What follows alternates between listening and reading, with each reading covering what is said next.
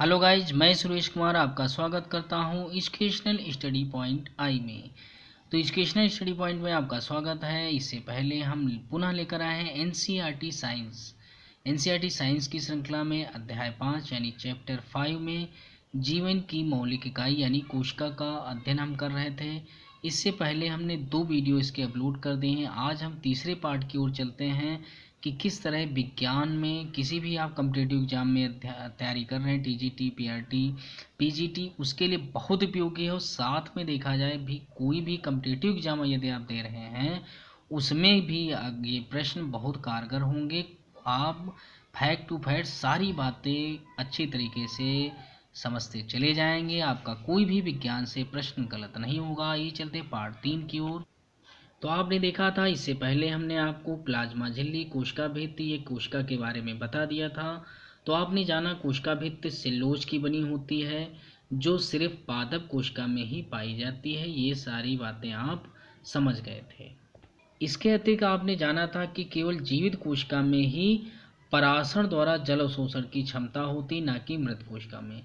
यानी केवल जीवित जो आपकी कोशिकाएं होती उन्हीं में परासरण की क्रिया द्वारा जल अवशोषण होता, अन्य सभी कोशिकाओं में परासरण की क्रिया नहीं होती है। तो इतना आप सब लोग समझ गए थे। अब हम चलते केंद्रक की ओर।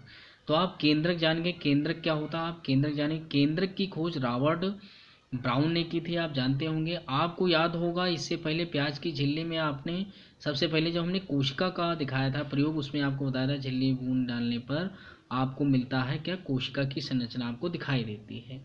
ये इससे पहले आप लोग पढ़ चुके हैं। कोशिका विभिन्न भाग रासायनिक संगठन के आधार पर रंगों में से रंगे जाते हैं। कुछ क्षेत्र में गहरे रंग के प्रतीत होते, कुछ जगह कम। तो यहाँ से आपको समझना है कोशिका की रंगने के लिए हम आयोडीन विलयन यानी सेफ्रानिन या मिथिलीन ब्लू का प्रयोग करते हैं। हमने प्याज की कोशिका देखा, आओ जाने आई समझते हैं क्या है इसमें। तो आप प्याज की कोशिका को जब हमने देखा था, आपको हमने इससे पहले प्रयोग में बता दिया। इससे पहले वीडियो को जो है आप उसमें देख लेना। तो आप क्या उसमें देख रहे थे कि कोशिका के मध्य में गहरे रंग वाली गोलकार, बात समझिए, कोशिका के मध्य भाग में गोलाकार या कह सकते हैं अंडाकार डॉट की तरह संरचना दिखाई देती। इस संरचना को ही क्या कहते हैं, केंद्रक। यानी सबसे मध्य में केंद्रक होता है, ये आपको दिखाई पड़ रहा है। तो आपने इससे पहले देखा था केंद्रक के चारों ओर दोहरे परत का एक स्तर होता है। आपको समझना होगा कि केंद्रक के चारों ओर जो स्तर होता है वो दोहरे परत का होता है, जिसे केंद्रक झिल्ली कहते हैं। जिस प्रकार कोशिका में प्लाज्मा झिल्ली होती, कोशिका झिल्ली होती, इसी प्रकार इसमें केंद्रक झिल्ली होती। केंद्रक झिल्ली में छोटे छोटे छिद्र होते हैं और इन्हीं छिद्रों के द्वारा केंद्रक के अंदर कोशिका द्रव केंद्रक के बाहर जा आ सकता है। यानी जो प्लाज्मा झिल्ली यानी कोशिका द्रव्य होता है और साथ में केंद्रक के अंदर द्रव्य और ये कोशिका के अंदर का द्रव्य, इसका आवागमन जो है इसी के माध्यम यानी होता है। केंद्रक में क्रोमोसोम होते हैं। केंद्रक में जाल रूपी संरचना के रूप में केंद्रक होते हैं, क्रोमोसोम्स होते हैं। इन्हीं को हम हिंदी में गुणसूत्र कहते हैं। कोशिका विभाजन के समय यही क्रोमोसोम जो होते हैं, मनुष्य में कितने होते हैं, 46 जोड़ी। 46 कुल होते हैं। जोड़ी की बात करें तो 23 होते हैं। विभाजन के समय छड़नुमा दिखाई देते। क्रोमोसोम में आनुवांशिक गुणों की सूचना होती है। यानी जो क्रोमोसोम्स होते हैं केंद्रक में, इन्हीं में आनुवांशिक गुण होते हैं। आनुवांशिक मतलब एक पीढ़ी से दूसरी पीढ़ी तक जो लक्षण जाते हैं, इन्हीं आनुवांशिक गुणों के द्वारा जाते हैं। ये सूचना कहाँ जाती है, माता पिता से डीएनए क्या होता है, डीऑक्सी न्यूक्लिक अम्ल अणु के रूप में अगली संतति में जाती है। यानी डीएनए ही जो है सूचनाओं को ले जाता है। तो इस प्रकार हम कहेंगे डीएनए क्या है, आनुवांशिक पदार्थ है। क्रोमोसोम डीएनए तथा प्रोटीन के बने होते हैं। यहाँ पर देखो स्पष्ट हो रहा, क्रोमोसोम जो होते हैं डीएनए और दूसरा क्या होता है, प्रोटीन। डीएनए और प्रोटीन के बने होते हैं। डीएनए अणु में कोशिका के निर्माण एवं संगठन के सभी आवश्यक सूचनाएं होती हैं। डीएनए की क्रियात्मक खंड को जीन कहते हैं। देखो यहाँ से फिर अगला पॉइंट आपका स्पष्ट हो रहा, डीएनए के क्रियात्मक खंड यानी डीएनए का जो क्रियात्मक खंड होता है उसी को जीन कहते हैं। यानी हम कह सकते हैं आनुवांशिक लक्षणों को ले जाने का कार्य की जो इकाई है उसे जीन कहते हैं। यानी जीन ही वो कारक है जो सूचनाओं को ले जाने में सहायक होता है। जो कोशिका विभाजित नहीं हो रही होती उसमें डीएनए क्रोमेटिन पदार्थ के रूप में होता है। यानी जब कोशिका विभाजन होता तब ये क्रोमोसोम दिखाई पड़ते हैं, जबकि विभाजन अगर नहीं हो रहा है तो यही डीएनए क्रोमेटिन पदार्थ के रूप में दिखाई पड़ते हैं।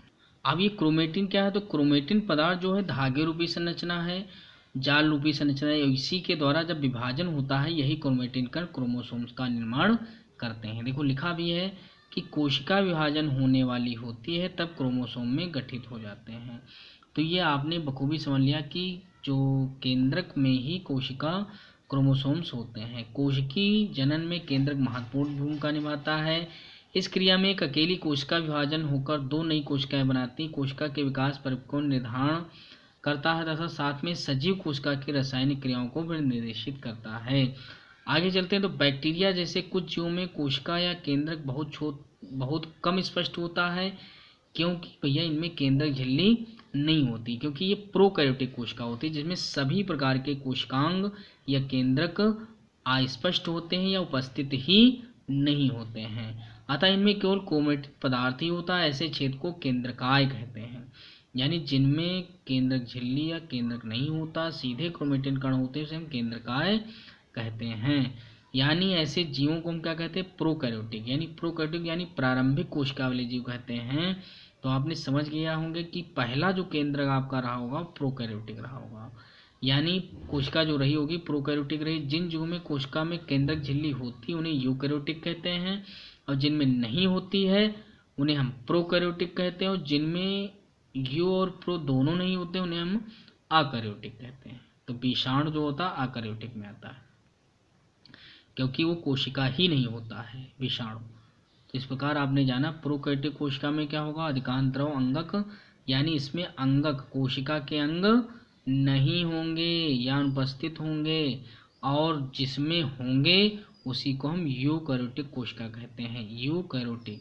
और साथ साथ इसमें क्लोरोफिल यानी प्लास्टिड भी होते हैं जो भोजन का रसोई घर कहलाते हैं, क्योंकि क्लोरोफिल क्या होता है, भोजन बनाने का पौधों का रसोई घर होता है, क्योंकि इसी में भोजन का निर्माण होता है, प्रकाश संश्लेषण की क्रिया होती है।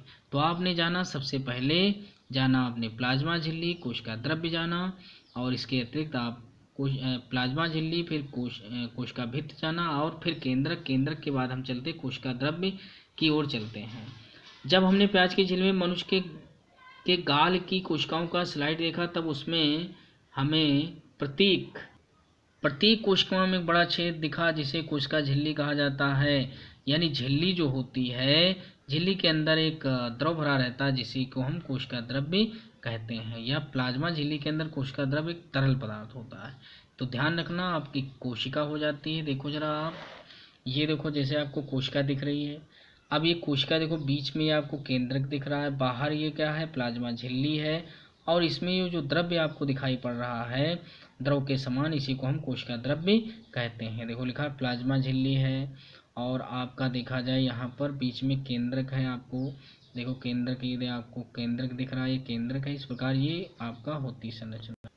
तो आपने देखा प्लाज्मा झिल्ली के तरल पदार्थ को ही क्या कहते हैं, कोशिका द्रव्य कहते हैं। प्रत्येक अंग कोशिका में विशिष्ट कार्य होता है कोशिका द्रव्य। अब देखो यहाँ से समझना, कोशिका द्रव्य केंद्रक दोनों को मिलाकर जीव द्रव्य कहते हैं।